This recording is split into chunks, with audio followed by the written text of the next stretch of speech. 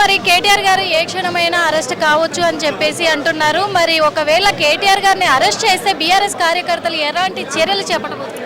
చాలా దారుణంగా ఉండబోతుందండి. ఎందుకంటే బీఆర్ఎస్ రాష్ట్ర వ్యాప్తంగా బీఆర్ఎస్ కార్యకర్తల నాయకులు ఈ రోజు రోడ్డు మీదకి వచ్చి ఆందోళన చేయబోతారు. ఎందుకంటే ఒక నాయకుడు, ఇది ఎవరు ఆపేది కూడా కాదు, ఇది ఒక ఉద్యమం పార్టీ, ఉద్యమాలు చేసి మనం రాష్ట్రాన్ని సాధించుకున్న పార్టీ కాబట్టి ఎవరు ఆపాలనేది కూడా కాదు. లా అండ్ ఆర్డర్ కూడా కంట్రోల్ తప్పే అవకాశాలు కూడా ఉంటాయి. ఎందుకు అంటే మేము ముందుగానే హెచ్చరిస్తున్నాము ప్రభుత్వాన్ని, మీరు ఏదైనా చేసే ముందే ఆచితూచి ఆలోచించి చేయాలి. నువ్వు కేవలం కక్ష సాధించడం కోసం ఈరోజు ముఖ్యమంత్రి రేవంత్ రెడ్డి గారు కేటీఆర్ గారి మీద కానీ కేసీఆర్ గారి కుటుంబ సభ్యుల మీద కక్ష సాధించడం కోసం యావత్ రాష్ట్రాన్ని డిస్టర్బ్ చేస్తున్నావు నువ్వు. ప్రతి ఒక్క బీఆర్ఎస్ పార్టీ నాయకులు, పార్టీ శ్రేణులు కానీ బీఆర్ఎస్ పార్టీ అభిమానులు కానీ ఈరోజు తెలంగాణ రాష్ట్రం సాధించారంటే అది కేసీఆర్ గారి వల్ల అని అందరికీ తెలుసు. కాబట్టి నువ్వు ప్రతి ఒక్క పబ్లిక్ కూడా కేసీఆర్ గారి కుటుంబం అంటే మా కుటుంబంగా భావిస్తారు. కాబట్టి ప్రతి ఒక్క రాష్ట్రంలో ఉన్న ప్రతి ఒక్కళ్ళ మనోభావాన్ని దెబ్బతీస్తున్నావు నువ్వు ఏం జరిగిందో క్లియర్గా కేటీఆర్ గారు నిండు శాసనసభలో ఈ రోజు కూడా చెప్పడం జరిగింది. అవకాశం ఇవ్వండి, రిక్వెస్ట్ చేస్తున్నారు ఆయన, అవకాశం ఇవ్వండి, ఏం జరిగిందో చెప్తాను అని ప్రజలకి తెలియజేశారు. శాసనసభ అంటే ప్రజలు అంటే నిజాన్ని కప్పిపుచ్చడానికి అవకాశం అడుగుతున్నారు అని చెప్పేసి ప్రభుత్వం ఒకసారి నువ్వు అవకాశం ఇచ్చి చూస్తే కదా అది నిజాలో కాదో అందరూ ఓపెన్ గా అవుతుంది కదా. శాసనసభ అనేది it's not on normal platform అయితే కాదు కదా. ఒక నిండు శాసనసభలో అసెంబ్లీలో ఆయన మాట్లాడుతున్నారు. అసెంబ్లీ అంటే యావత్ రాష్ట్రం కూడా ఈరోజు అసెంబ్లీని చూస్తారు, ప్రజలందరూ కూడా చూస్తారు. అదంటే క్లీన్గా కనిపిస్తుంది, టోటల్ ట్రాన్స్పరెన్సీ ఉంటుంది. మీకు తెలియదు ఏం కాదు, అసెంబ్లీ మొత్తం మీ మీడియా సాక్షిగానే ప్రజల్లోకి వెళ్తుంది. కాబట్టి అసెంబ్లీలో ప్రతి సెషన్ నోటెడ్ అయి ఉంటుంది, ప్రతి ఒక్క సెషన్ రికార్డెడ్ అయి ఉంటుంది. కాబట్టి ఆ నిండు సభలో ఆయన ఓపెన్ ఛాలెంజ్ చేస్తున్నారు, నాకు అవకాశం ఇవ్వండి, నేను ఏం జరిగిందో చెప్తాను అని చెప్తున్నారు. మరి నువ్వు అవకాశాన్ని ఇవ్వడానికి నీకు ఎందుకు అంత భయం? నీకు ఏంటి అంటే ప్రజలకు నిజం తెలిసిపోతుందని నీ భయమా?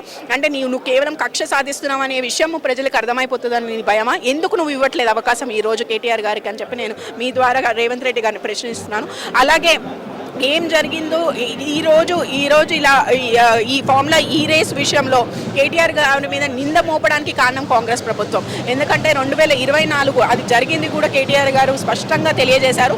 అవును, నేను ఐటీ మినిస్టర్గా ఉండగా, మున్సిపల్ శాఖ మంత్రిగా ఉండగా నేను ఈ ఫార్ములా ఈ రేస్ని హైదరాబాద్కి తీసుకొచ్చిన ఘనత కేటీఆర్ గారిది. ఎవరు అవునన్నా కాదన్నా ఇది నిజం. ఎందుకంటే ప్రపంచవ్యాప్తంగా ఈ వరల్డ్ వైడ్గా జరిగే ఫార్ములా ఈ రేస్ని ఇండియాకి తొలిసారిగా మన సిటీకి తీసుకొచ్చారు. హైదరాబాద్కి ఎంత బ్రాండ్ ఇమేజ్ క్రియేట్ చేశారు అది కేటీఆర్ గారి ద్వారా.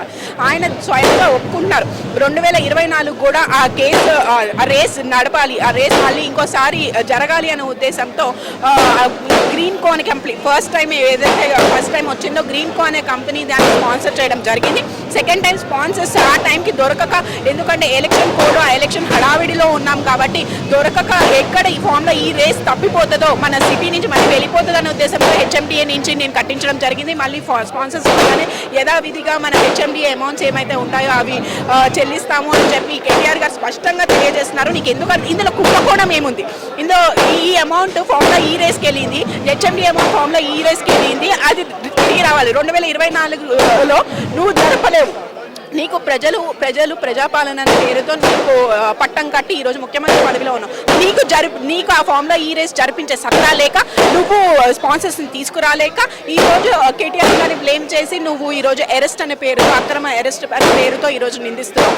అంటే ప్రభుత్వం ఏమంటుందంటే గతంలో 10 సంవత్సరాలు పరిపాలించిన బీఆర్ఎస్ ప్రభుత్వం మొత్తం కూడా మన తెలంగాణ ప్రజలని మోసం చేసి సంపాదించుకునే పనిలోనే ఉండిపోయింది. అందుకే ఇలాంటి పెద్ద స్కామ్లన్నీ కూడా చేశారు.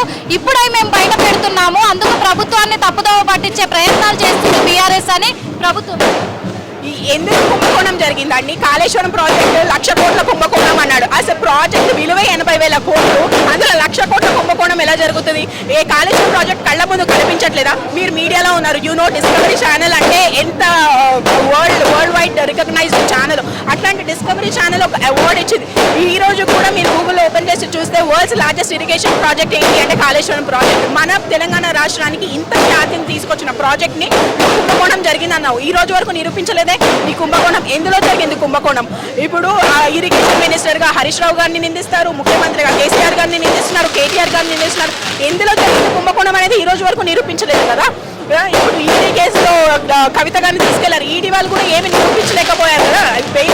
బెయిల్ ఎందుకు మంజూరు అయింది? నిరూపించలేకే కదా మంజూరు అయింది. అయినా కూడా నువ్వు అక్రమంగా ఈ రోజు నేను చెప్తున్నా, కాంగ్రెస్ బీజేపీ ఒకటే, నేషనల్ వైడ్ కాంగ్రెస్ అయినా బీజేపీ, ఈ రోజు బీజేపీ వాళ్ళు కూడా ఒక మాట కూడా మాట్లాడట్లేదు. అంటే మన కళ్ళ ముందు జరుగుతున్న అభివృద్ధిని మనము ఏదో కళ్ళకు గంతలు కట్టేసుకున్నట్టు ఏమి జరగలేదు 10 సంవత్సరాలు బీఆర్ఎస్ పాలనలో అంటే అది అన్యాయం.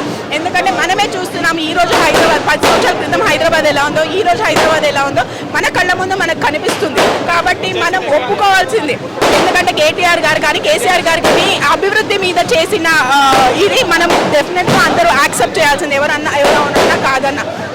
ఇందులో జరిగిందో కుంభకోణం ఈ రోజు వరకు నువ్వు నిరూపించలేక కేవలం కక్ష సాధింపు చర్యలతోనే నువ్వు ఈ రోజు కేసీఆర్ గారి కుటుంబం పైన కక్షతోనే ప్రతి ఒక్కటి ఏదో ఒక కోణంలో తీసుకొచ్చి ఏదో ఒకటి చేయాలని ప్రయత్నిస్తున్నావు. కేసీఆర్ గారి కుటుంబం అంటే కేవలం కేసీఆర్ గారు, కేటీఆర్ గారు, కవిత గారు కాదు. కేసీఆర్ గారి కుటుంబం అంటే యావత్ తెలంగాణ రాష్ట్రం అనే విషయం నువ్వు మర్చిపోతున్నావు. ఈ రోజు కానీ కేటీఆర్ గారి పైన ఎలాంటి అరెస్ట్ కానీ అక్రమంగా నువ్వు అరెస్ట్ చేయాలని ప్రయత్నిస్తే మాత్రం యావత్ తెలంగాణ రాష్ట్రం బగ్గుమంటదని చెప్పి ఈ సందర్భంగా మీకు హిట్ టీవీ యాప్ ని డౌన్లోడ్ చేసుకోండి. ఇందులో short news, live news, entertainment movies అన్ని అవైలబుల్ గా ఉన్నాయి. Please download Hit TV app. Hit TV app hit TV యాప్ని ఫ్రీగా డౌన్లోడ్ చేసుకోండి.